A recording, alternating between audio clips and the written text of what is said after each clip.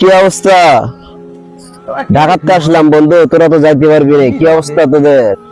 আছে ভালো ভাই ভাই ভাই অনেকদিন পর আমার তো ব্যস্ত, আমার তো তোদের আরে না, সময় আমি তো দেওয়ার সময় নেই। থাকতে আরে পারবো ভাই। কি অবস্থা দোস্ত? সব ভালো ঠিক দোস্ত, আছে? ভাই। কি অবস্থা বলো? আচ্ছা দোস্ত, একটা প্রশ্ন করে, তুই তো হলো ঢাকায় থাকিস, হ্যাঁ হ্যাঁ, বলো তুই বলো। তো অনেক শিক্ষিত।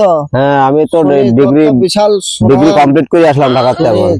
তুই থাকিস, তা একটা প্রশ্ন করি, বল দেন। বলো যে কি হলো, প্রশ্ন? সিংড়ার ভিতর আলু গেল কি করি? হ্যাঁ?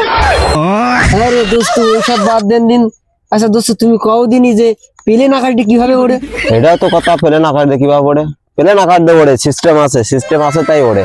তাহলে রেল লাইনের চাকার হাওয়া দেয় কিভাবে? হ্যাঁ, চল, এরা তো মাথা খাওয়া দিলে, বাঁচবো না।